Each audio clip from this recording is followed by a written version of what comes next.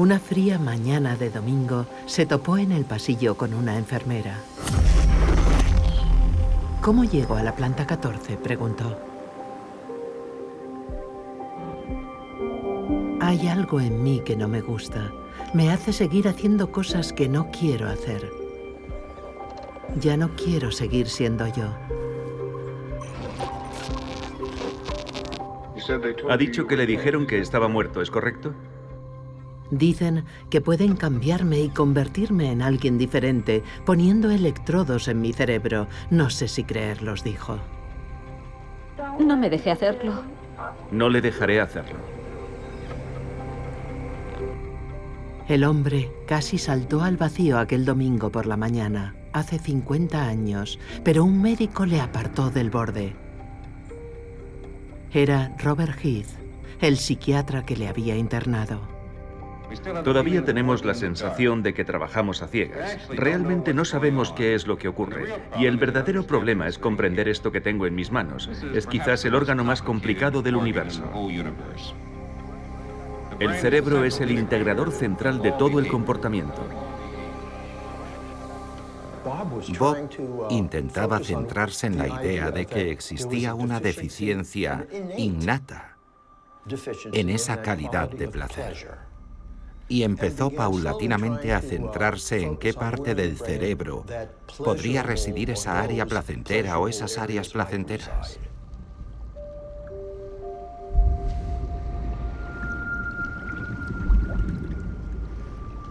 Heath se había embarcado en una misión. Estaba buscando el lugar del placer en el cerebro. Lo llamó hedonia.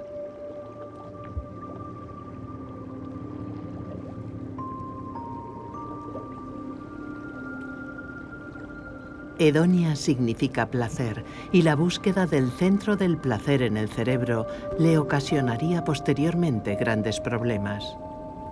Tantos que fue apartado de la historia y olvidado.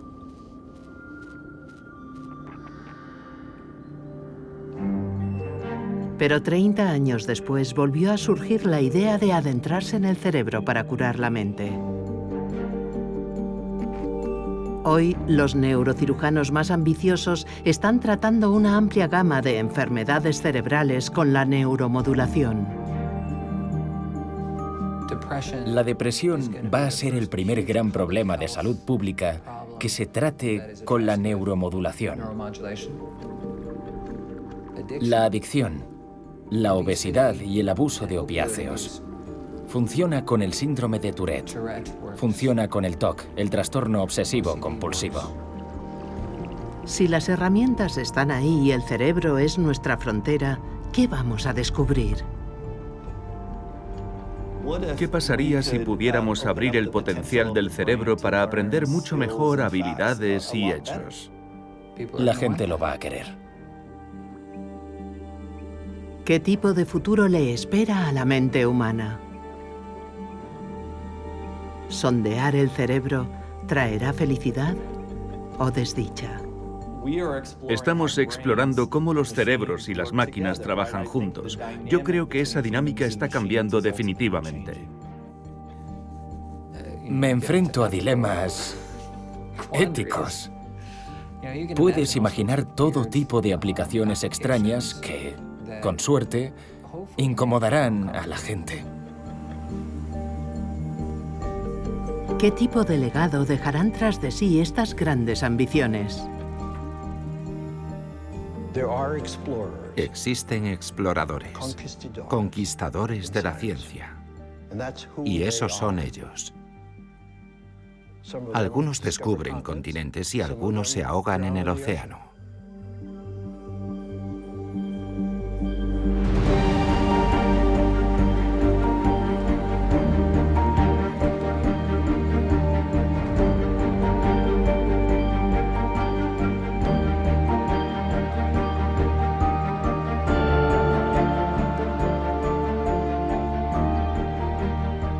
A mediados de los años 90, la aprobación por parte de la Administración de Alimentos y Medicamentos de un nuevo tratamiento para la enfermedad de Parkinson significó una revolución.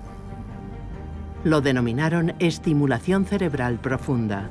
En lugar de recetar fármacos, los neurocirujanos insertaban cables eléctricos ultrafinos en el cerebro para corregir la rigidez y los temblores debilitantes.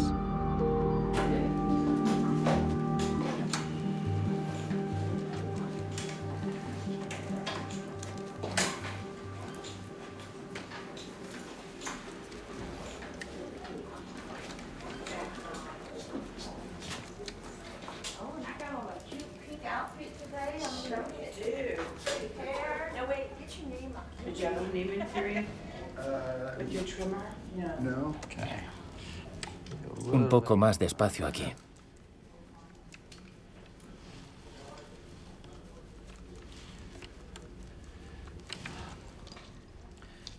Aquí viene lo divertido. La mayoría dice que es la parte más dolorosa del proceso. ¿Listo? Se sentirá un poco rígido. Inspire y expire lentamente. 1, 2, 3, respire. Se ríe de ello. ¿Es todo lo que puede darnos?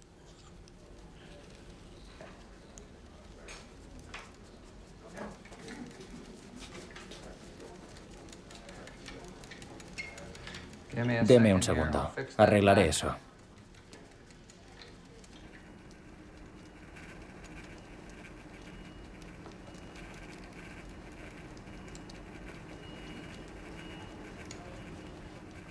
Muy bien. Vamos a ponerle una almohadilla detrás del cuello para que esté más cómodo. ¿Qué música prefiere? ¿Tiene algo de los primeros Beatles? Por supuesto. Tenemos de los inicios de los Beatles.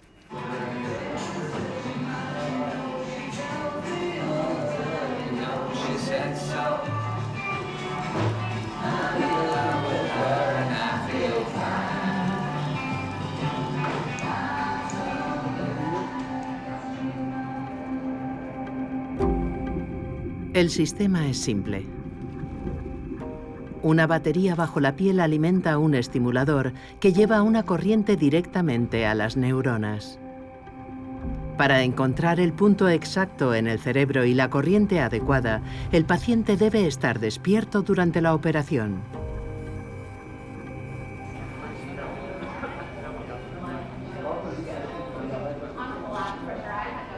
¿Está listo? ¡Ruido alto!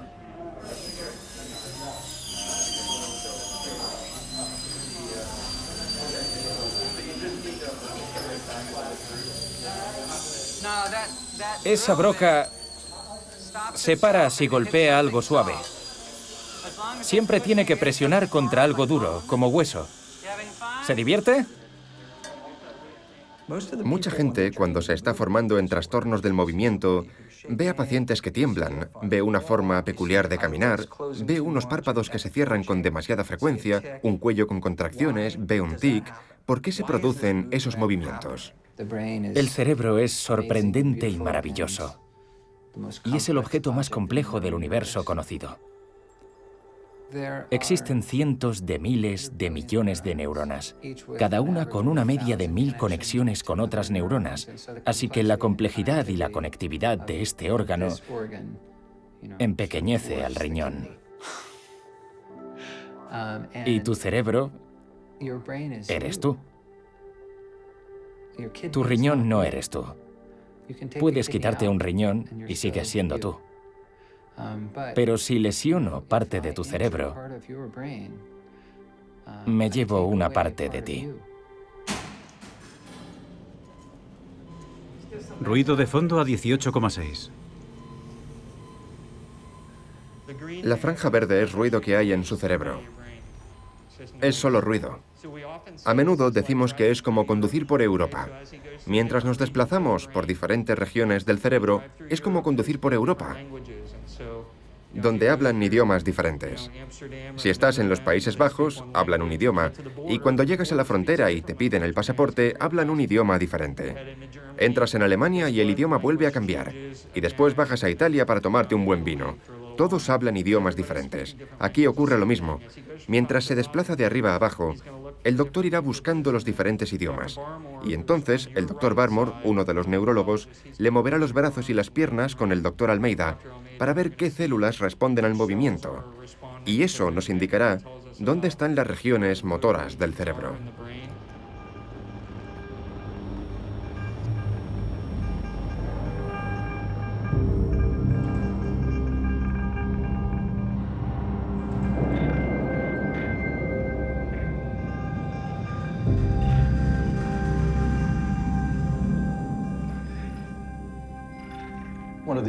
Una de las cosas más sorprendentes de un tipo llamado Bob Heath es que estamos hablando de 1950.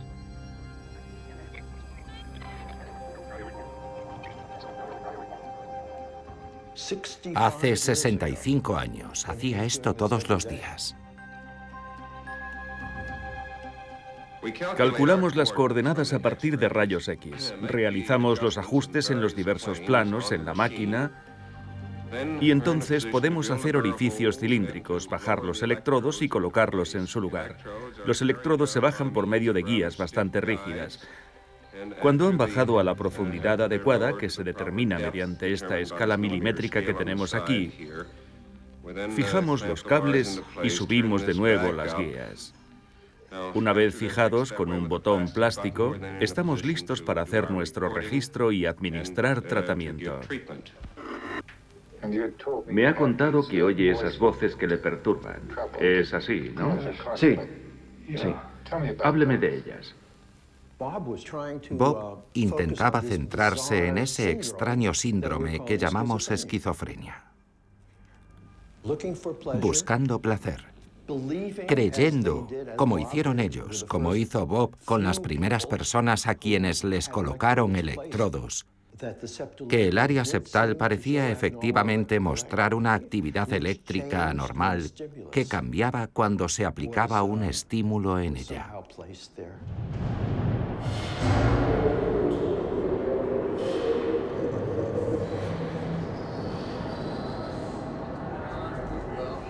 Bien, ya está.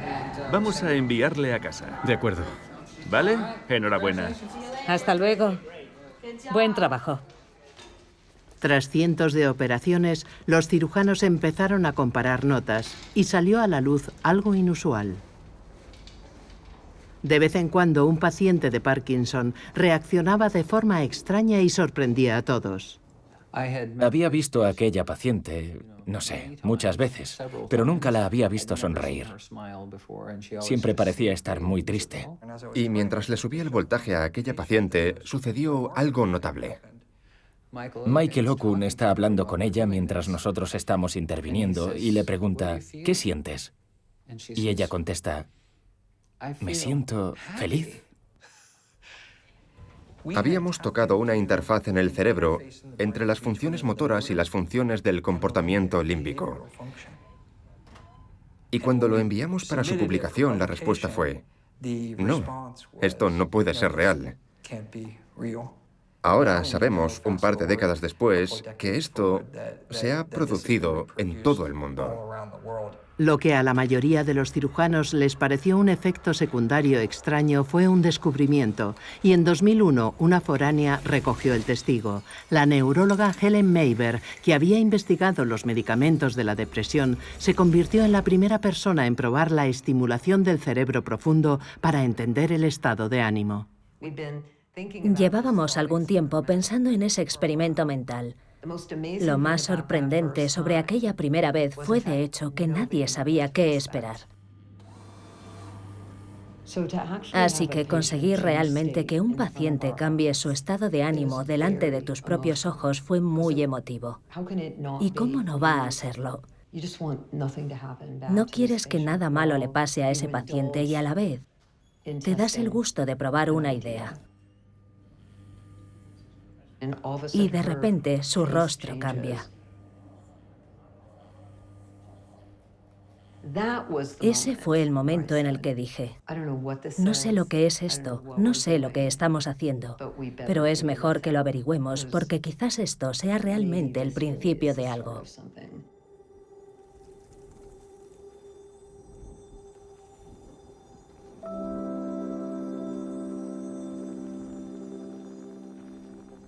Los circuitos que controlan nuestro estado emocional y los que controlan nuestra capacidad de movernos son los mismos.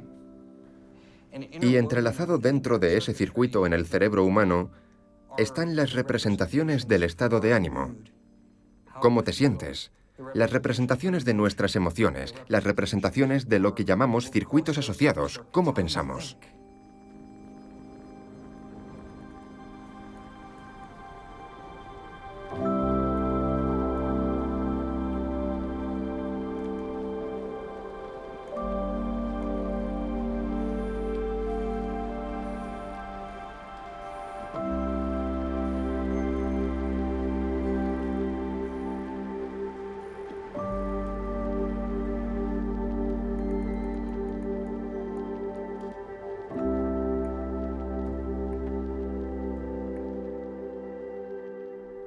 Miras la vida desde una ventana, pero te resulta imposible tomar parte en ella. Miras a través de esa ventana láctea y ves a la gente, lo que hacen. Hay vida, hay... Pero formar parte de la vida, simplemente, no puedo. Estás como encerrado en tu propio mundo.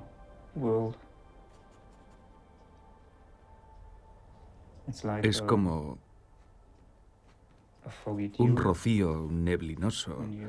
Cuando intento recordar la última vez que fui feliz, que me sentí afortunado, que sentí esas sensaciones. Obtenemos placer si comemos algo realmente rico. Y nuestro sistema sabe de inmediato que eso es bueno y que es algo que podemos repetir. Hedonia es uno de los factores conductores clave. No solo nuestro, sino en realidad de todos los vertebrados. Hedonia te dice lo que es bueno para ti, aunque no de una forma muy sutil. Y hedonia es muy importante para el deseo sexual, para la reproducción, para el amor romántico, la música, y todas estas funciones desaparecen con la depresión.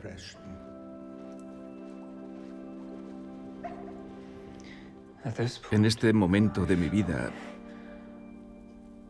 no diría que es una vida. La vida está muy lejos. Una vez leí la expresión cáncer del alma. Probablemente es cierto lo que quiere decir, porque destruye tu alma y tus sentimientos y tus pensamientos hasta el punto que te encuentras en un estado en el que dices, no puedo soportar más el dolor y no quiero seguir viviendo.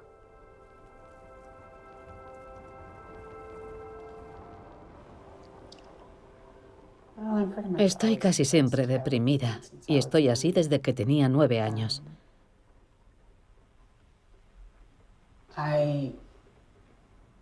Me quedé muy aislada. Es como deslizarse hasta el fondo de un pozo. Está muy, muy oscuro. No hay nadie ahí. Realmente no hay luz.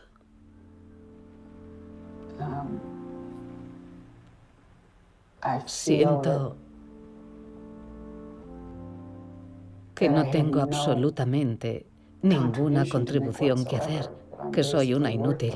Así que, ¿por qué siquiera hacer el intento de salir?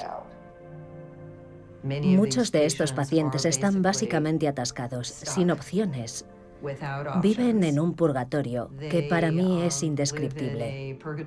No responden a la terapia, ni a ninguno de los múltiples fármacos. Y tampoco les ha funcionado el TEC, la terapia electroconvulsiva. Están al final del túnel. Puedo resistirlo, porque mi marido realmente es un buen hombre. Me cuida mucho. Cuando era residente, conocí a un paciente muy desesperado. Era funcionario del gobierno y padecía un terrible destino. Tenía depresión repetitiva y lo conocí en su 7º episodio. Vino a la clínica en Berna, donde yo trabajaba en ese momento, y dijo: «Doctor, esta depresión golpea de nuevo. Por favor, por favor, por favor, no me haga volver a participar en terapia de grupo». Y aquello me resultó extraño. Dije: «Vale, hablaré con mi jefe sobre eso». Fui a ver a mi jefe y me dijo: «Oh sí, es un momento catártico en la vida de este paciente. Ha mostrado cierta agresión. Esa agresión es buena. Agresión frente a su depresión. Tenemos que usarlo. Tendrá terapia de grupo. Lo que no mata a un paciente lo hace más fuerte». Y fue una afirmación bastante estúpida, porque aquel paciente se ahorcó 6 semanas después.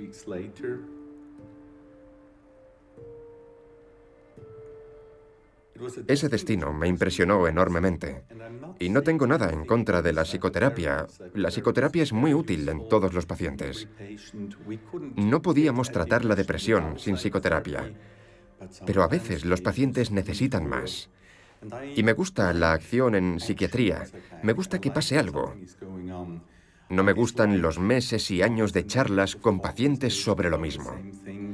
Si están sufriendo tanto, es necesario que suceda algo.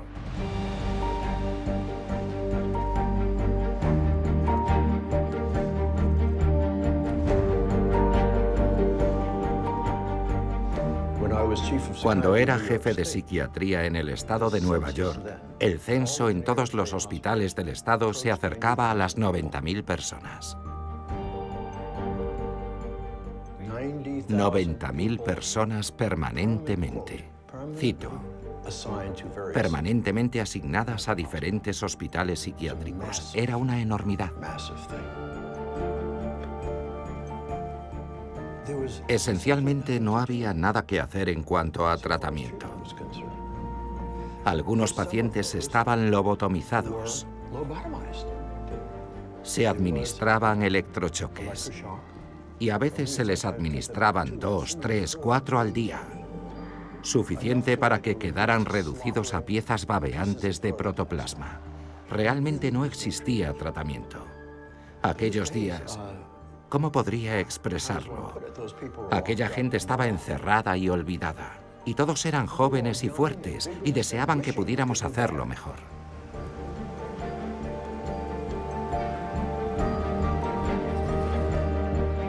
Robert Heath se estaba abriendo camino en Nueva York, la tierra prometida de la psiquiatría estadounidense, con una clínica en Park Avenue y como profesor en la Universidad de Columbia. Captó la atención de un ambicioso decano que quería convertir la Universidad Tulane en el Harvard del Sur. Robert Heath deslumbró al decano y Tulane ofreció al joven las llaves de su propio reino. Jefe de neurología y psiquiatría con solo 34 años. Algo nunca visto.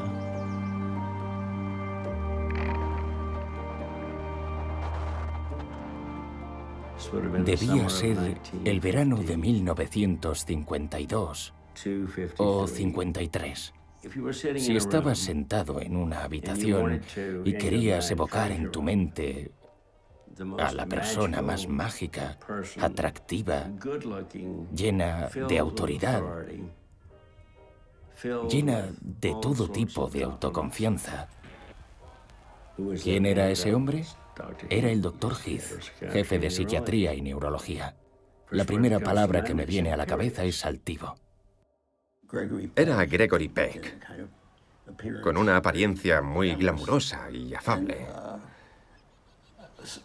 Me acompañó para mostrarme su laboratorio y me pareció realmente sorprendente que me dedicara ese tiempo, ya que yo no era más que un estudiante universitario. Y empezó a hablar de lo que pasaba en el laboratorio. Por lo que pude discernir, él ya se preguntaba cómo podría aplicar todo ese concepto de anedonia conductual, esa falta de placer, en la neurofisiología. Poco a poco, empezó a intentar centrarse en qué parte del cerebro podía residir ese placer o esas áreas del placer.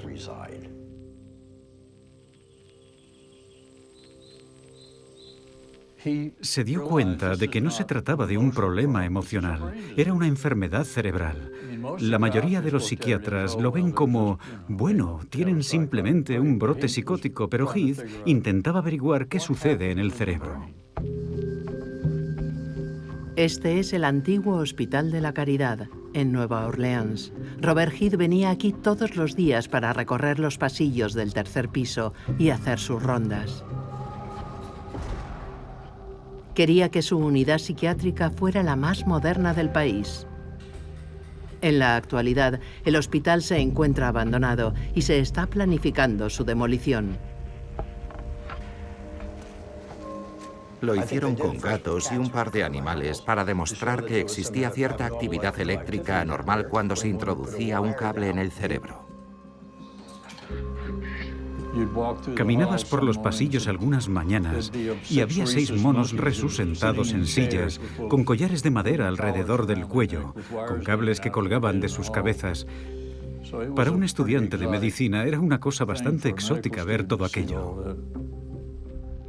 Finalmente, por supuesto, empezó a usarlo en humanos.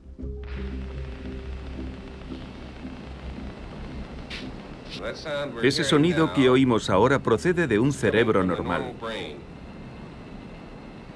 De alguna manera, es comparable al estruendo lejano de un avión de 4 motores.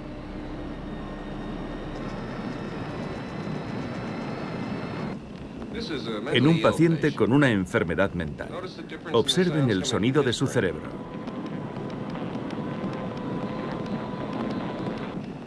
Suena como un avión con un fallo en los motores. De alguna manera, eso es lo que sucede. Un enfoque increíblemente audaz, cuando menos, insertar esos microelectrodos dentro del cerebro y hacer que permanezcan ahí durante periodos de tiempo para medir y estimular. Y nos convenció, porque eran ideas nuevas, era emocionante. Simplemente el hecho de que pudieras registrar lo que sucedía en el cerebro y hablar con el paciente y después poder estimular una zona del cerebro y que te dijera cómo cambiaban sus sentimientos, a mí me parecía fascinante. No sabía si me había llevado a la frontera de la ciencia estadounidense o estaba realizando experimentos en humanos que no era lícito que continuaran. La siguiente paciente la conoceremos como P6 con su padre. La esquizofrenia fue siempre la gran pasión de Robert Heath. La llamaba el trastorno más incapacitante de toda la medicina. Robaba la vida de la gente joven y perjudicaba a familias enteras con su terrible estigma. Él estaba seguro de que tendría éxito en curar la esquizofrenia. E incluso aunque se trate de uno de los trastornos más complejos de la mente humana, la tarea se ajustaba perfectamente a su ambición de grandeza. ¿Cómo se siente? Es muy difícil de decir. Cuéntemelo lo mejor que sepa. Mediocre. ¿Mediocre? ¿Sí? 60 pulsaciones. ¿Hay alguna diferencia? No sabría decirlo. Siento que tiemblo un poco y... 90 pulsaciones. ¿De qué se ríe? No lo sé. ¿Eh? ¿Me están haciendo algo? ¿Qué le hace pensar eso? No tengo ni idea. ¿Qué demonios me están haciendo? ¿Qué ha pensado? Quizá están estimulando un lugar agradable. ¿Qué le hace pensar que estamos estimulando un lugar agradable? Porque si no, no me reiría. Se corrió la voz de que aquella paciente había tenido una respuesta espectacular y todo el mundo corría de un lado a otro como si estuvieran drogados. ¡Eureka! ¡Mira lo que hemos descubierto! Fue así. Parece que lo hemos conseguido. Y continuaron lógicamente haciéndoselo a otros pacientes. Se podría decir que me perturba sentirme bien. ¿Por qué le resulta extraño? Es absolutamente extraño. ¿Quiere decir que nunca se ha sentido así en su vida? ¿Se ha sentido así de bien alguna vez? No, yo He intentado recordar algo. He intentado encontrar algo en mi pasado con lo que poder relacionarlo. Pero no puedo. ¿Tiene algún efecto negativo? En absoluto. Si pudiera comprar uno, me lo llevaría a casa. ¿A su casa? Sí, me encantaría.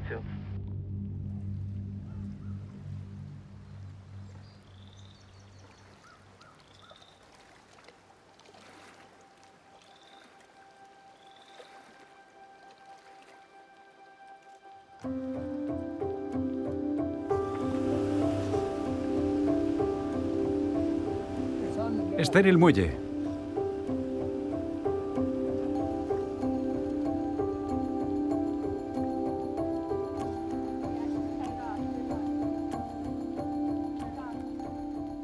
Ahora puedo escribir mi nombre y leerlo.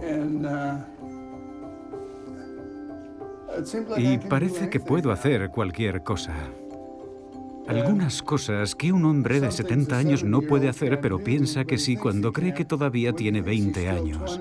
Entonces ante el espejo se pregunta, ¿quién es ese viejo? No creo que pueda hacer eso nunca más.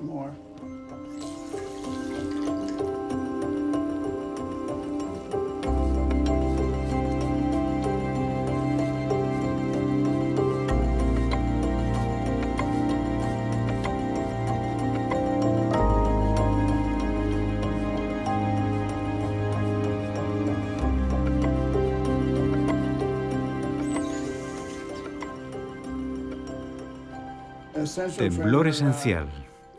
En cuanto extiendes las manos, empiezan a temblar.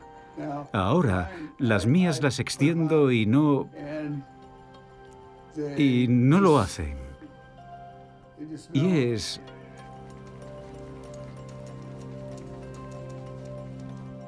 Me vuelvo a sentir casi normal.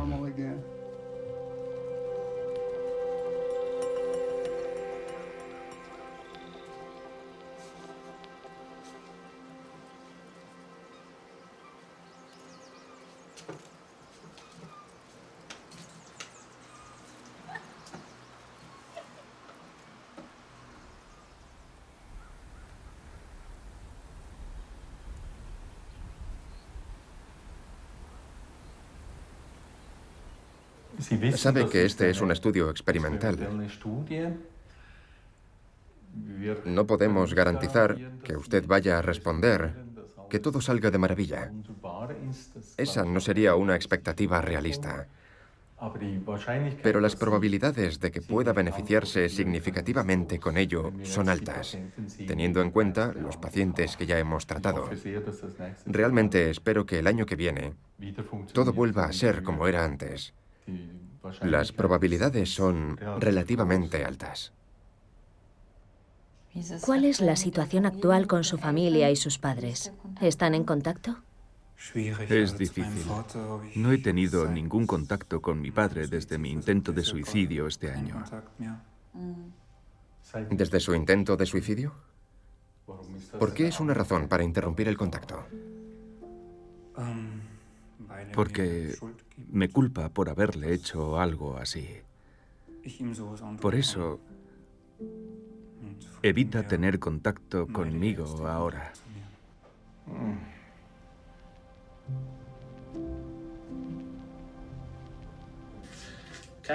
Catherine, hoy es la semana 24 de la estimulación abierta.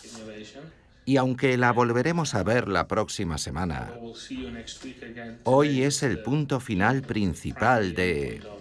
El gran día. Sí, en realidad es el gran día. Se lo voy a mostrar. Hoy es 22 de mayo. ¿Cómo te va? Bien.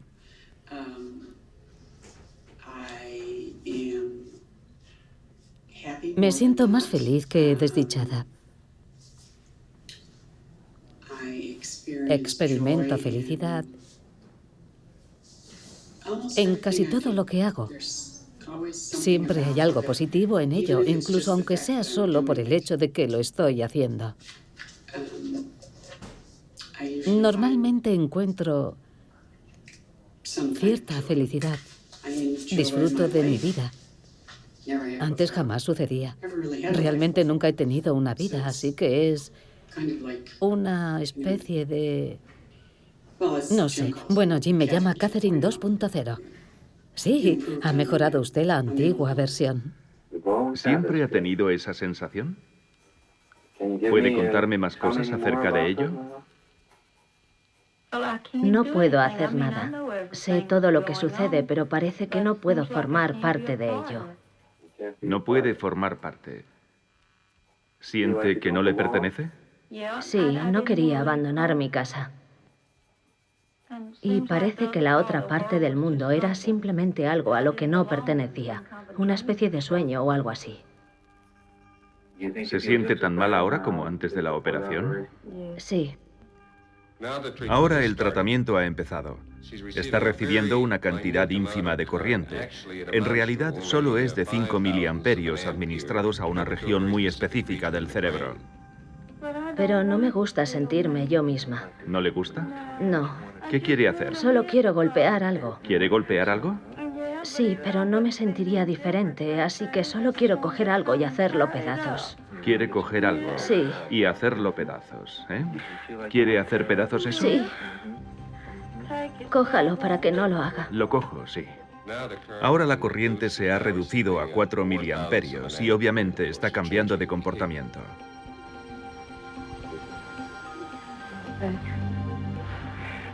Mire la sonrisa que tiene ahora. ¿Por qué me hace hacer eso? No me gusta hacer eso. Me ha echado un buen rapapolvo, ¿recuerda? Ya lo sé, pero no he podido evitarlo. No tenía ningún control, surgía. Simplemente pensaba en cosas y no he podido evitarlo. ¿En qué pensaba? Quería bofetearle la cara, porque pensé que ya había terminado y quería que pararan eso. Y me he enfadado con usted porque no les decía que pararan. ¿Por qué no se lo decía? Entonces la vi y dije, ¿para qué se le aplicó el estimulador? Y ella dijo, estaba tan deprimida como para suicidarme. Y le pregunté, ¿funcionó? Y ella dijo, estoy viva y no estoy deprimida. Es lo que me ha salvado la vida. Y entonces pienso, Dios mío, esto realmente ha funcionado. Hola, ¿cómo se siente? Hola, estoy bien. Bien. ¿Cómo va todo en casa con esa chicarrona que tiene? Está bien, aunque a veces es problemática. Estamos empezando a establecer algunas correlaciones entre la actividad mental y la cerebral, y esperamos que sea útil en el tratamiento de las principales enfermedades mentales, la psicosis. En un futuro no muy lejano no será necesario que una persona de cada 10 pase cierto tiempo en un hospital psiquiátrico. Los facultativos nos atrevemos a esperar que el hospital psiquiátrico sea algo del pasado.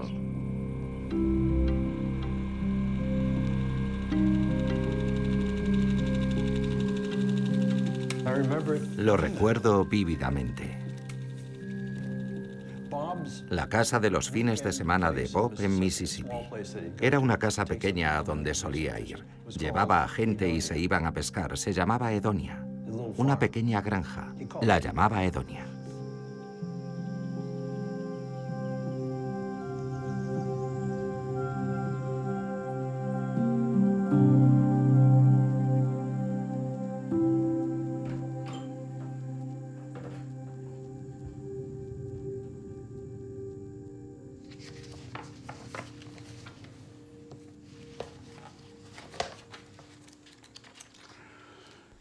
Aquí es donde habla sobre si se trata de una enfermedad autoinmune, la esquizofrenia.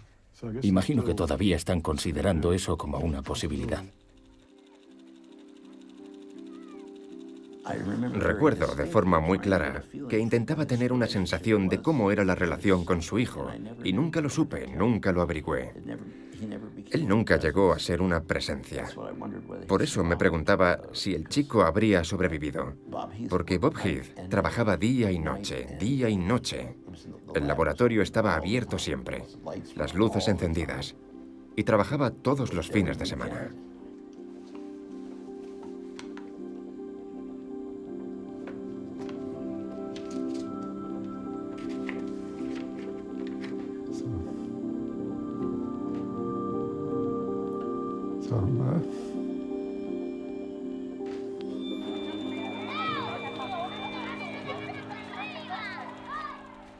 Es increíble volver aquí y mirar algunas cosas de su despacho y ver cuánto material hay.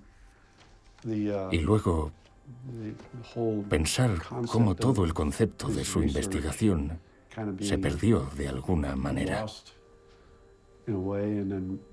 Y ver que ese mismo tipo de procedimientos que realizó allá por los años 60 y 70 ahora lo están redescubriendo los facultativos modernos.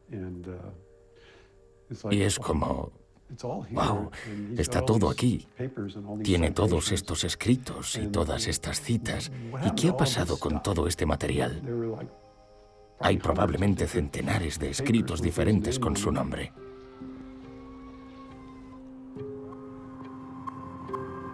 Tras algunos resultados positivos en el quirófano, Heath creó un ensayo más grande.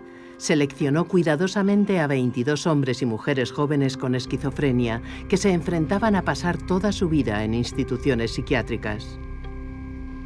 ¿Varios años? ¿Lleva oyendo esas voces durante todo ese tiempo? Sí. Ajá. ¿Y qué le dicen esas voces, Earl? No las respondo. ¿No las responde? ¿Por qué no las responde? Tengo miedo.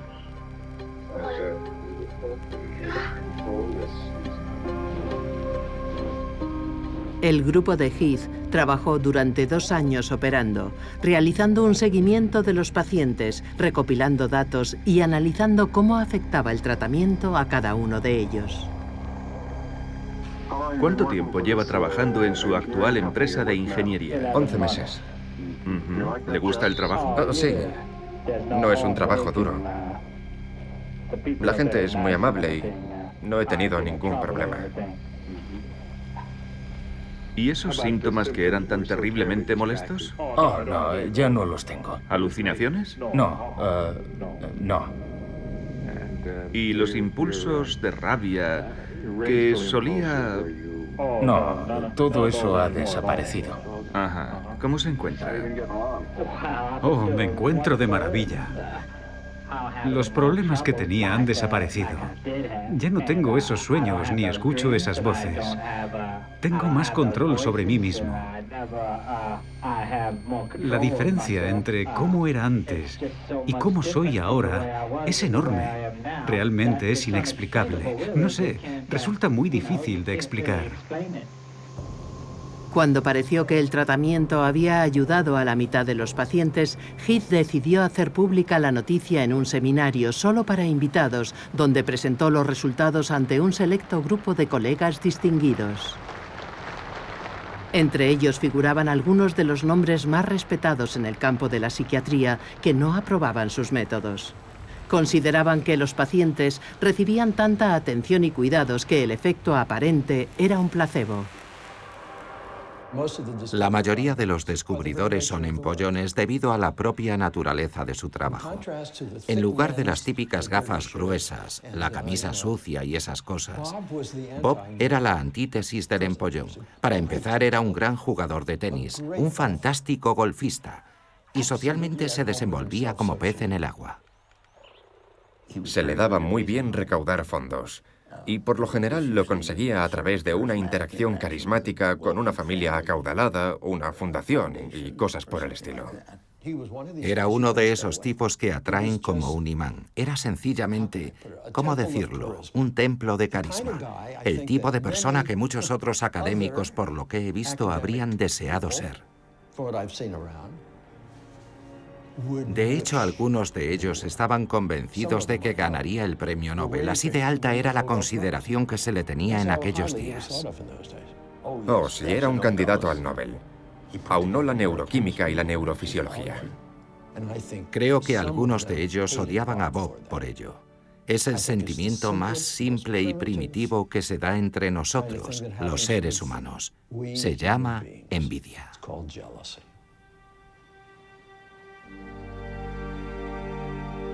Me enamoró completamente, esa es la verdad. Es la forma más sencilla de expresarlo. Quería convertirme en él, lo cual era bastante común, nada fuera de lo corriente. Era un personaje muy carismático y en cierto modo misterioso. A pesar de su aparente seguridad en sí mismo, tenía la sensación de que se esforzaba en ser justo.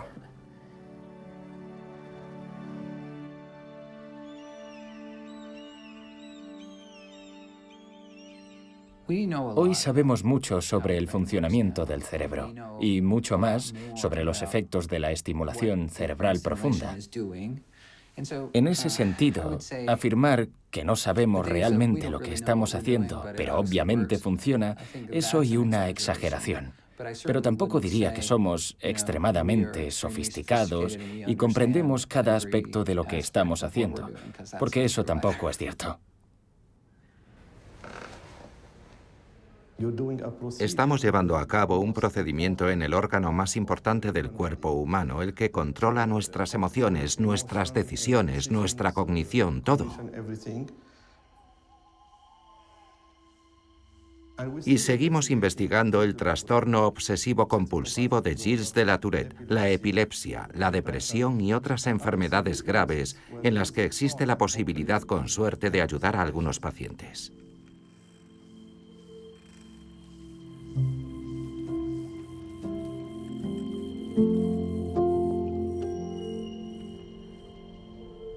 ¿Le asusta la idea de la operación? Si dijera que no, mentiría. ¿De qué tiene miedo? Del procedimiento en sí. Y... ¿Qué parte del procedimiento? ¿Qué es lo que le resulta particularmente inquietante o aterrador? creo que es principalmente la idea... ¿Sí? La idea de que vayan a operarme el cerebro. Ya.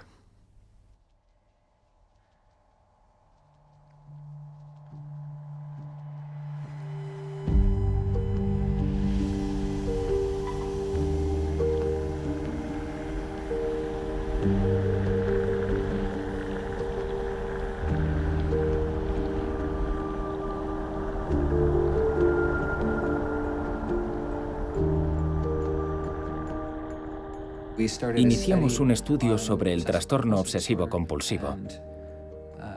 Y el día que nuestro estudio apareció en la página web del Instituto Nacional de Salud, ella nos llamó. Tenía miedo a la contaminación. Ella misma era consciente de que su actitud era ilógica. Cuando su esposo va al supermercado, después de comprar todos los alimentos, tiene que llevar a cabo una transferencia que se produce al llegar a la puerta del garaje. Allí abre el paquete de cereales y vierte el contenido, igual que en un quirófano cuando transfieres algo estéril. Vierte los cereales del envase estéril original a su propio recipiente estéril, y acto seguido entra en casa y tira los envases sucios del supermercado. Cuando vuelve a casa del trabajo, como viene del exterior, de un mundo contaminado, tiene que someterse a un proceso de descontaminación antes de entrar en su propia casa, o su esposa no puede tocarlo. Así que literalmente conduce su coche hasta el garaje, cierra la puerta del garaje, se desnuda, se da una ducha en el baño de la entrada, y entonces su mujer le permite entrar en casa desnudo y limpio.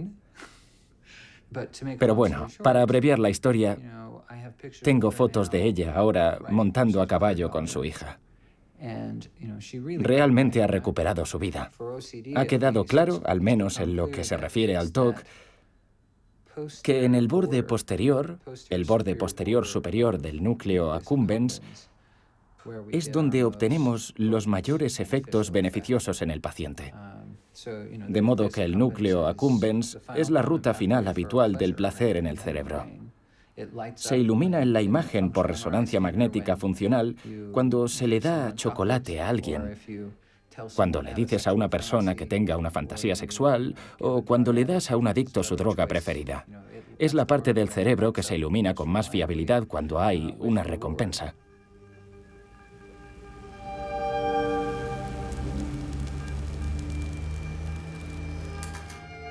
Parecía un niño rubio encantador, pero estaba confinado en un sanatorio mental completamente medicado y maniatado a una cama.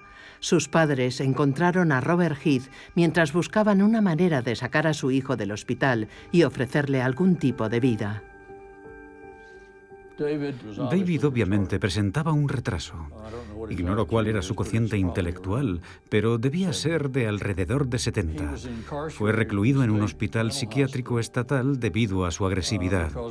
No podía estar cerca de otras personas. Se le consideraba el paciente más violento que jamás había pisado un hospital psiquiátrico estatal. Eso es decir mucho. Habíamos ido a una cita de asesoramiento sobre salud mental para David y todos los miembros de la familia que pudieron ir estaban presentes. Recuerdo que estábamos todos sentados en la sala de espera y de repente, dirigiéndose a mí y empujándome contra la pared, dijo: «La voy a matar, la voy a matar». Todo el mundo lo oyó. Los médicos vinieron corriendo y se lo llevaron, y mi madre lloraba y lloraba sin parar.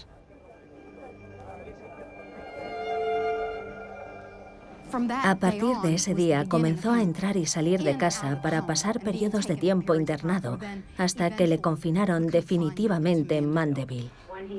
Cuando está con nosotros, siempre estoy temiendo que salga a la calle y haga daño a alguien. Todos sabemos que se autoinflige lesiones. Heath usó una nueva versión de su marcapasos cerebral. Donald Richardson fue el cirujano que implantó el dispositivo en el cerebelo de David. Desde la parte posterior del cuello, enviaba suaves pulsos a través de las estructuras emocionales dañadas del cerebro de David. Después de recuperarse de la cirugía y de ajustar el estimulador, pudo salir del hospital psiquiátrico y volver a casa con sus padres. Consiguió un empleo en Burger King o un sitio similar, haciendo labores de limpieza. Y estuvo totalmente calmado. ¿Recuerdas cómo te sentías cuando estabas constantemente peleando? ¿Recuerdas aquella pelea cuando atacaste a tu padre y a tu madre? Sí, me acuerdo de eso. Todo está otra vez bajo control. Bien. Fue muy duro para ellos ver tanto dolor y sufrimiento y saber que le han ayudado. ¿Qué piensas, David? ¿Lo ha hecho bien? Lo está haciendo muy bien. Solo el Dr. Heath se ocupó de mí. Bueno, lo intentamos. Díselo al Dr. Richardson. Le ha colocado usted un dispositivo muy bueno. Cuéntale lo que pasó cuando te llevé a Washington, D.C. Unos guardias me sacaron de la cola a empujones. ¿Qué cola? ¿Para qué era la cola? Iba a visitar la Casa Blanca. ¿En serio? Sí, ¿y qué ocurrió? Vino un vigilante y... ¿Por qué te sacaron de la cola y qué te hicieron? Oiga, déjeme que... ¿Pensaron que llevabas un cuchillo? Que llevaba una bomba.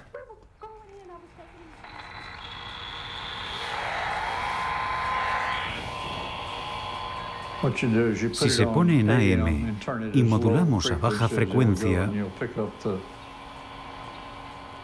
puede captar la señal magnética del estimulador. ¿Lo ha oído? El ruido. Sí, lo he oído. Como un eructo, solo estimula durante breves periodos de tiempo. Todo va sobre ruedas y Heath disfruta del mejor de todos los mundos hasta la llegada de la década de 1970.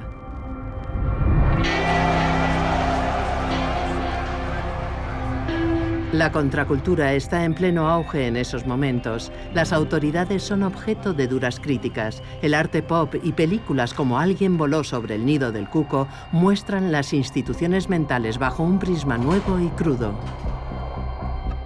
La opinión pública se vuelve contra el mundo de la psiquiatría. El mundo exclusivo y privilegiado de los médicos se pone en tela de juicio. La controversia llega hasta el Congreso, donde Ted Kennedy dirige una investigación sobre la psicocirugía. Convocan a Heath para que explique sus trabajos. Sus rivales de profesión lo acusan de ser el demonio con bata blanca. Sentí vergüenza por el Dr. Heath. No me había dado cuenta realmente de la antipatía que la mayor parte del gremio de aquel entonces sentía hacia él. Se creía demasiado bendecido por la suerte. El Gregory Peck de los años 50 pasa a ser considerado un científico chiflado que coloca electrodos en el cerebro de las personas, convirtiéndolas en cobayas humanas. Decían que se dedicaba a colocar electrodos en la cabeza de la gente. Hay que recordar que todo eso sucedió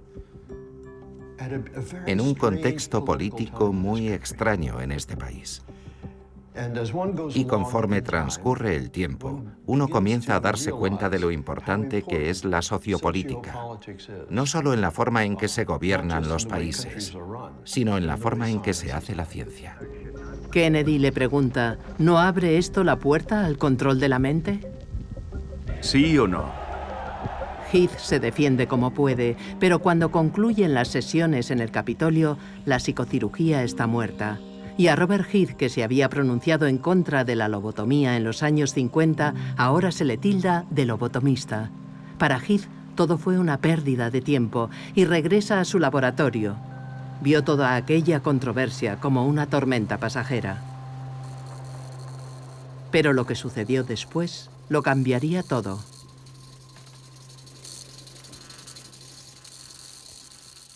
En su búsqueda del placer, era natural que Heath estudiase la sexualidad. Llevó a cabo una serie de experimentos en su laboratorio donde medía la excitación sexual de los pacientes. Y entonces surgió una oportunidad que jugaba directamente a favor de su búsqueda del placer. Un joven diagnosticado como suicida y depresivo crónico fue admitido en el programa. Durante la terapia reveló cuánto deseaba liberarse de su homosexualidad. En ese momento, la homosexualidad estaba registrada en el DSM, el listado de enfermedades mentales. Era un tiempo en el que los padres llevaban a sus hijos a recibir tratamiento de electrochoque en los testículos cuando presentaban tendencias homosexuales. Heath vio la oportunidad de comprobar si era posible modificar las preferencias de placer del cerebro. Yo mismo soy gay, como creo que ya les he mencionado. Bob lo sabía, pero no hablábamos del tema. Uno no habla de ese tipo de cosas particularmente. Estoy seguro de que había gente que hubiese querido someterse a ese tratamiento. Yo no querría hacerlo ahora, aunque probablemente hubiese estado dispuesto a hacerlo entonces. Pero era una época diferente y se pensaba de otra forma. En aquellos días, la homosexualidad se consideraba una patología que se debía tratar como cualquier otro tipo de trastorno psiquiátrico. Por desgracia, los psicoanalistas fueron los peores en eso. Sí, yo sabía que el foco de interés de Heath había cambiado, pero no me di cuenta de que había llegado tan lejos como para hacer un ensayo clínico. Se implantaron electrodos en el centro de placer del joven. Le suministraron un mando a distancia con el que podía estimularse a sí mismo. Lo usaba mientras veía pornografía heterosexual y después de un tiempo se sintió preparado para conocer a una mujer.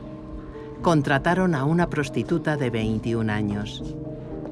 El joven y la mujer estarían solos en el laboratorio mientras Heath y sus técnicos grababan las señales de sus electrodos desde otra habitación.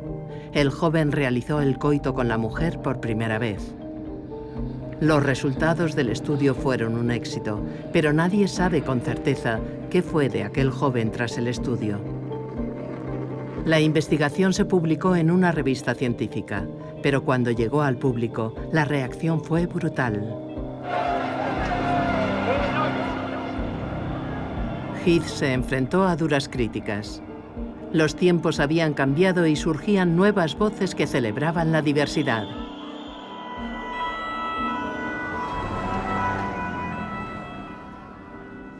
Se puede colocar un electrodo y estimular cada bloque o impulso. Si me hacen una resonancia magnética y estoy enamorado de ti, y mi esposa dice que eso no está bien, colocamos un electrodo para bloquear esa área del cerebro y dejo de estar enamorado de ti. Esa es la consecuencia. Nosotros nunca llegamos tan lejos. No es ético y no es necesario. Es una herramienta demasiado valiosa para utilizarse así. Se puede usar la energía atómica para propulsar barcos y producir electricidad o fabricar una bomba. Un tonto con una herramienta sigue siendo un tonto. Quizás haya escuchado esa cita antes. Empiezo a preocuparme ante la idea de colocar un dispositivo en el cerebro, impulsar un circuito y cambiar la personalidad de una persona. Cuando la personalidad cambia, la gente se vuelve más impulsiva. Y ese aumento en la impulsividad probablemente provocará un cambio en la personalidad. La gente será mucho más impulsiva en las tiendas, en Amazon.com o en los casinos. Eso cambia la personalidad. Algunas personas pueden experimentar cambios de carácter en su grado de afabilidad o de irritabilidad. Hace años publicamos un estudio con los Institutos Nacionales de Salud en el que mostrábamos cómo trabajando sobre ciertas áreas del cerebro se podía fácilmente hacer que la gente se sintiera enfadada o irritada. Eso puede interpretarse como un cambio en la personalidad. Sabía que se produciría un cambio, pero no pensé que fueran a darme la vuelta como un calcetín. Me he convertido en una persona más efusiva, más extrovertida, y en cuanto hay algo que perturba una situación, empieza a irritarme. No tengo filtro. No tengo filtro en absoluto. No tengo ninguno. Digo lo primero que me viene a la cabeza y ni siquiera me paro a pensar si va a herir a alguien. Solo pienso, oh. Y no dudo en seguir hablando, así que... ¿Volvería a operarse otra vez? Sí. Sí, por supuesto, sin la menor duda. Y es un sí rotundo porque me salvó la vida. Probablemente no estaría viva en este momento si no me hubieran operado. Todo tratamiento psiquiátrico, ya sea con medicación o con psicoterapia, cambia factores emotivos y cognitivos que también forman parte de la personalidad. Y si no hiciera eso, no valdría la pena hacerlo. De modo que sí, la personalidad cambia. Y tiene que cambiar cuando hablamos de emoción y cognición.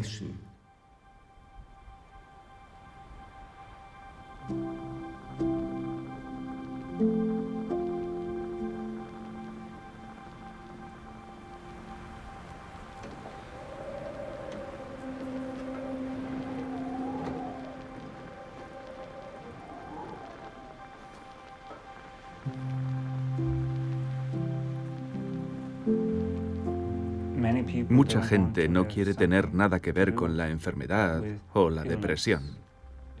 Huyen de ellas. Para ellos significan debilidad. La enfermedad es una debilidad. Dejas de ser miembro de pleno derecho en la sociedad. Quizás sea porque todo lo que es débil les recuerda su propia debilidad.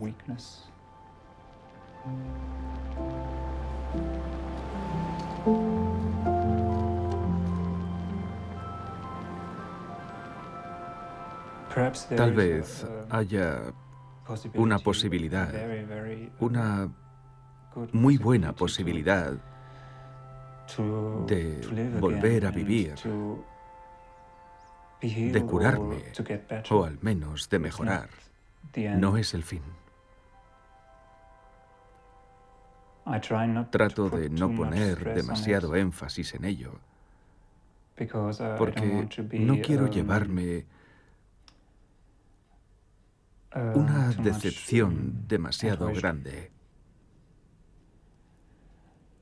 Pero para mí es la última posibilidad de poder volver a la vida, de volver a tener buenas sensaciones. de volver a ver la luz del sol con sentimiento en mi corazón.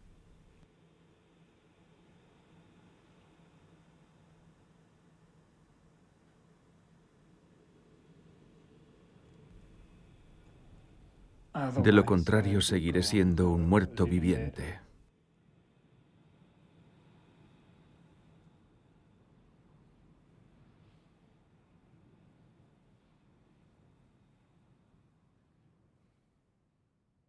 La mayoría de los ensayos en humanos en los que he participado ha sido con personas que llevaban una vida miserable sin esperanza alguna.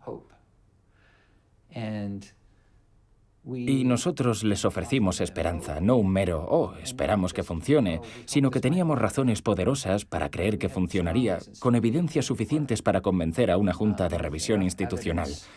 Esto merece la pena intentarlo. Pero sí, podría decirse que probablemente estoy en el lado más agresivo en términos de pasar a ensayos clínicos en humanos. Por ejemplo, la obesidad y el abuso de opiáceos son los dos principales problemas de salud pública. Estamos viviendo una auténtica crisis en Estados Unidos en estos momentos. Y la aplicación de la neuromodulación tiene el potencial de marcar una gran diferencia en este campo. Si somos capaces de hacerlo, creo que supondría un cambio enorme en las reglas del juego. Quizás podamos solucionarlo con una nueva herramienta molecular en el futuro. ¿Dejo entonces de hacer lo que estoy haciendo hasta que alguien la descubra? Siento molestarle, pero deje que le presente a una persona enferma. Dado que lo que tenemos es seguro y está disponible y funciona, lo tomaré.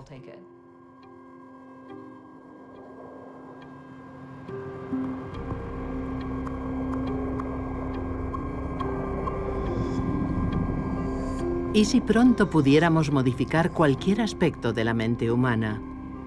Esto abriría la puerta a manipular las cosas que consideramos sagradas y esenciales para definir quiénes somos. ¿Qué pasaría, por ejemplo, si pudiéramos eliminar con un electrodo el dolor que nos producen los recuerdos traumáticos?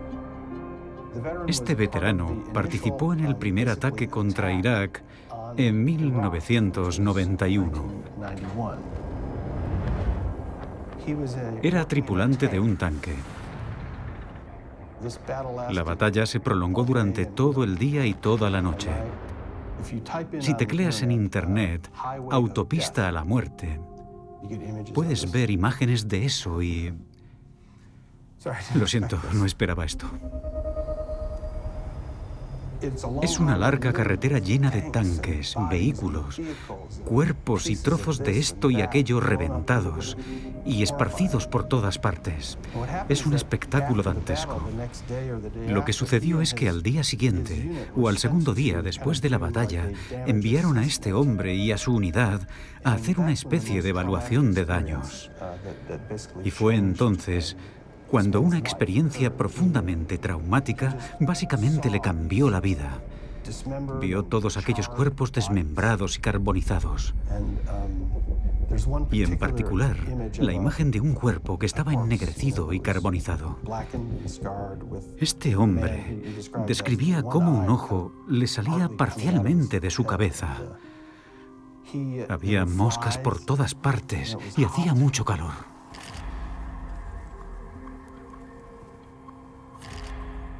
Tendemos a pensar que lo más traumático de entrar en combate es que la gente intente matarte, pero lo más traumático es matar a otras personas.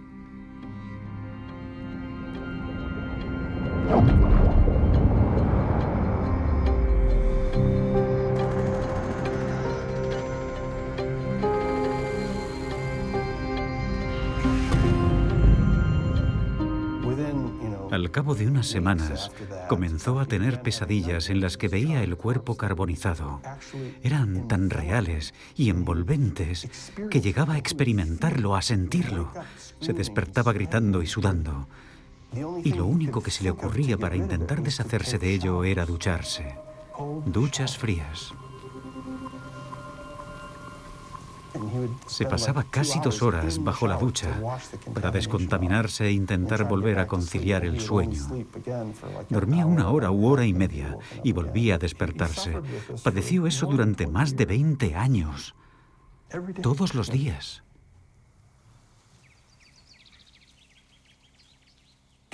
Durante la cirugía, experimentó imágenes positivas de su infancia. Describía escenas maravillosas de su tierra natal, muy coloridas, en las que podía incluso oler el pan recién hecho.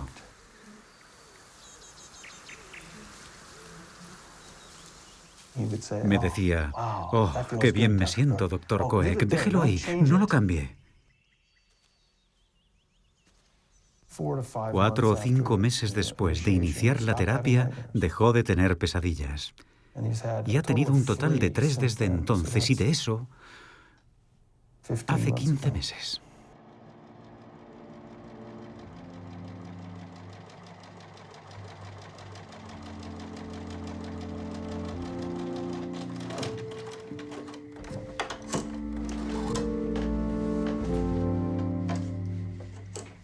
Todavía tomo medicación. Aún la necesito en cierto grado. Intenté dejarlo, pero no pude. Pasaban demasiadas cosas, me sentía irritada y muy molesta. No me sentía bien, así que volví a medicarme. De modo que la medicación todavía establece diferencias. Químicamente algo está pasando en mi cabeza que es necesario ajustar. Y cualquiera que sea el área del cerebro que está siendo electrificada, el caso es que calma los impulsos negativos.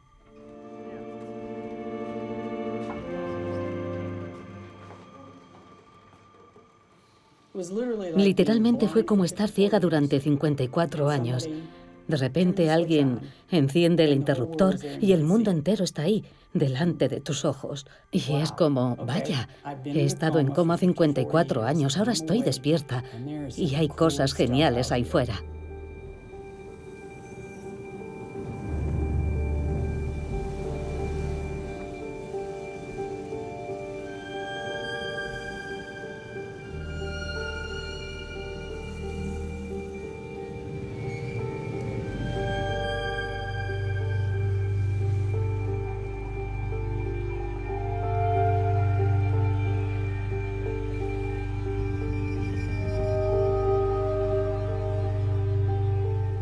Heath creyó siempre en su tecnología a pesar de las feroces críticas de sus colegas y de la opinión pública.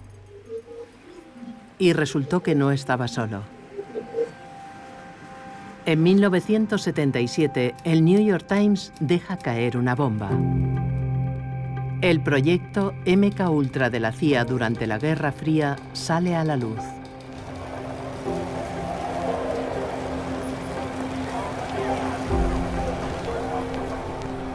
Además de las atrocidades de Vietnam, parece que las agencias gubernamentales están en el negocio del lavado de cerebros.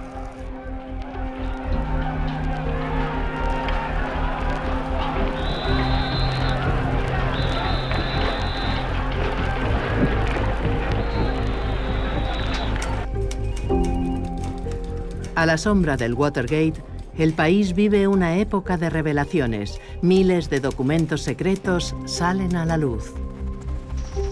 Y el nombre de Heath aparece en ellos. Creo que se sintió totalmente seducido por 2 motivaciones muy atractivas. Primero, la gran cantidad de dinero que el gobierno les ofreció para hacer ese trabajo. Y segundo, la convicción de que estaban siendo unos patriotas, de que era algo bueno y valioso para el país.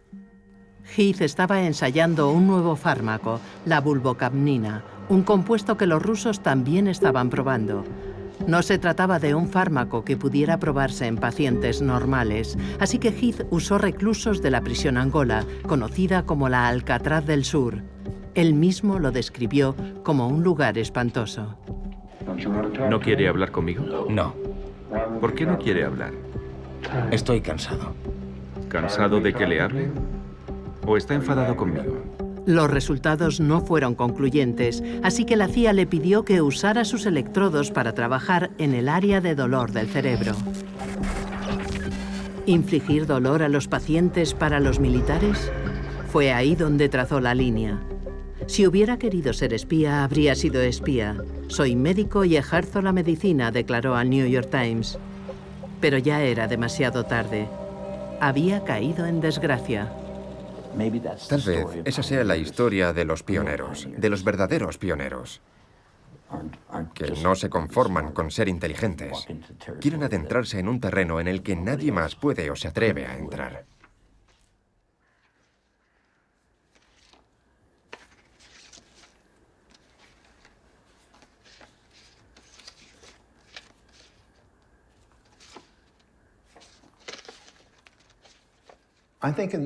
Creo que a lo largo de la historia siempre ha habido personas con ideas únicas y originales. En raras ocasiones, cuando esas ideas funcionan, se convierten en grandes héroes. Aquellos que fracasan casi inevitablemente son vistos como monstruos.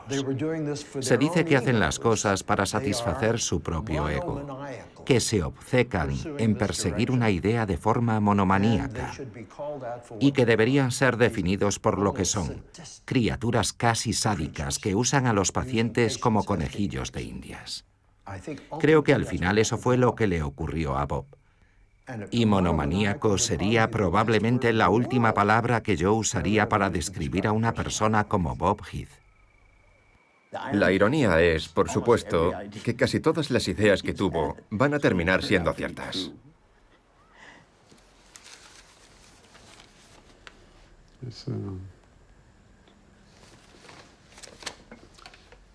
Hay una extraña nube que ha empañado su legado como consecuencia de algunos experimentos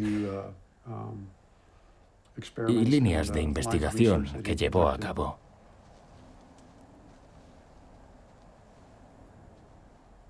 A nuestra familia le preocupaba que las cosas negativas que a lo largo del tiempo se habían ocultado, en cierto modo, debajo de la alfombra, volvieran a salir. Porque ninguna historia objetiva sobre su carrera y sus investigaciones podría omitirlas. Sería lo legítimo. Tiene que incluir eso porque es la verdad. Sucedió realmente, así que debería conocerse la historia completa.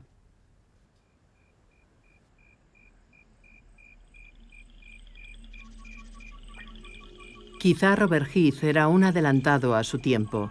Los cambios culturales y nuestra perspectiva actual acerca del cerebro son radicalmente distintos a los de hace 50 años. Lo que antes resultaba aterrador, para algunos es ahora una oportunidad fascinante. DARPA, la Agencia de Proyectos de Investigación Avanzados de Defensa, invierte en tecnologías de vanguardia para la seguridad nacional. La agencia que nos brindó Internet y el GPS ha invertido $70 millones en la investigación de la estimulación cerebral profunda. El 10% de los 22 millones de veteranos estadounidenses vive con algún tipo de trastorno neuropsiquiátrico. Así que nos preguntamos, ¿hay algo que podamos hacer? ¿Podemos desarrollar nuevos conocimientos y nuevas tecnologías que ayuden a resolver el problema de las enfermedades neuropsiquiátricas? El tratamiento abre también la posibilidad de mejoras. Tratar los trastornos de la memoria es otra de las ambiciones de la DARPA. En Filadelfia, el grupo de Michael Kahana trabaja con pacientes para recopilar datos que ayuden a entender cómo se crea la memoria. Para ellos, la memoria es la clave para entender el cerebro.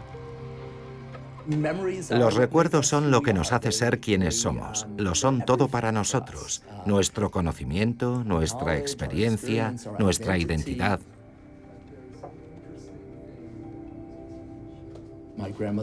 Mi abuela se convirtió en una especie de niñera para mí en mi infancia.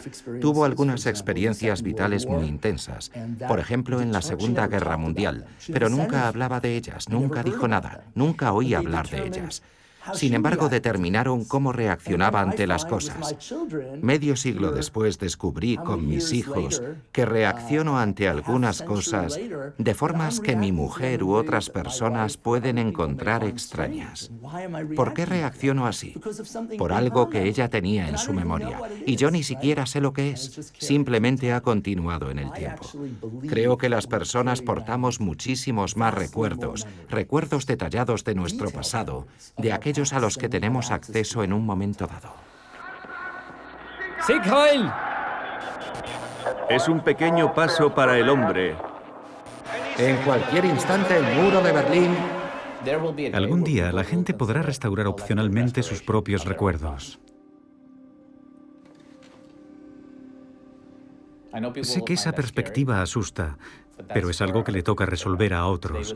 Hoy, con mis dispositivos, en cierto modo estoy registrando mi vida porque en un futuro alguien podrá reintroducírmelos mediante un chip en el cerebro, cuando ya no pueda recuperarlos por mí mismo. Todas las tecnologías, de forma generalizada, pueden utilizarse de muy diversas maneras, tanto para el bien como para el mal. Y esa es una propiedad fundamental de la tecnología. Hoy, cuando ambos bandos hemos acumulado suficiente poder nuclear como para destruir a la raza humana varias veces. Para avanzar en la comprensión profunda de esta nueva tecnología, tenemos que abordarla desde todos los ángulos. Tenemos que plantearnos todas esas preguntas si queremos entender la tecnología en toda su dimensión.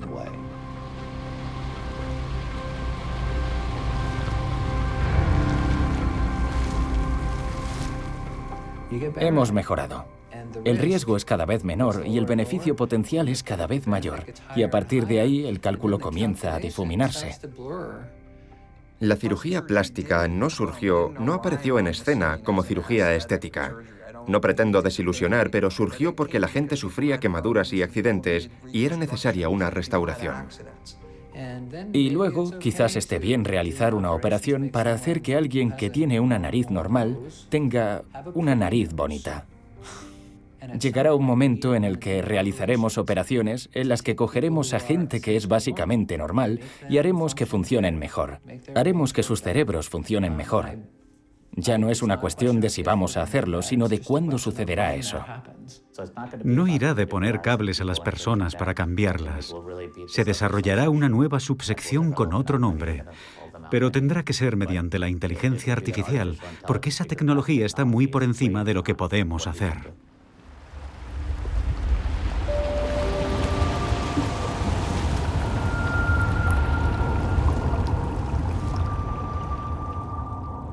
¿Es el cerebro algo más que un potente ordenador? Si un ordenador pudiera simular las experiencias de toda una vida, ¿descubriríamos que los cálculos que hace el cerebro no son posibles para los ordenadores? ¿O descubriremos, por el contrario, que les resulta muy fácil? No lo sé. Es un gran misterio. Hoy, cuando oigo hablar a la gente de inteligencia artificial por sí sola, creo que se están perdiendo una gran parte de la historia. Estamos explorando cómo los cerebros y las máquinas trabajan juntos. Yo creo que la dinámica entre humanos y máquinas está cambiando definitivamente. Sin duda cambiará el comportamiento humano de manera fundamental, porque los circuitos límbicos son los circuitos más potentes que controlan nuestro comportamiento. Si tomamos a alguien que hace esto de una manera normal y lo convertimos en alguien que lo hace aquí arriba, sabemos que su comportamiento fundamental va a cambiar. Y tendríamos que adaptarnos a una nueva normalidad.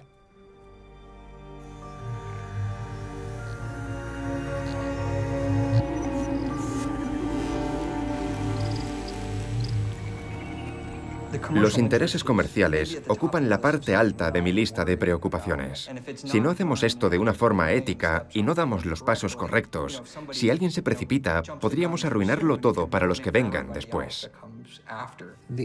La ética se convierte en un factor importante. ¿Cuándo está bien hacer eso? ¿Quién debería tener acceso a ello? ¿Debería ser la gente rica? Tenemos que tomar las decisiones correctas, mantener el tren sobre la vía y avanzar. Y podemos dar más de un paso cuantitativo cada vez. Podemos dar algunos saltos, pero si lo que pretendemos es capturar ese mercado multimillonario, ya hemos comprobado que podríamos destruirnos a nosotros mismos.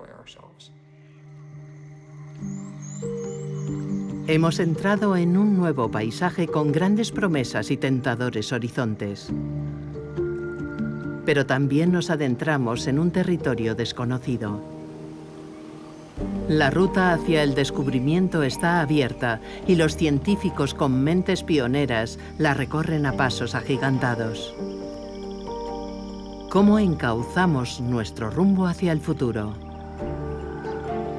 ¿Qué hallaremos en nuestro viaje al interior del cerebro? ¿Y estamos preparados para lo que nos podamos encontrar?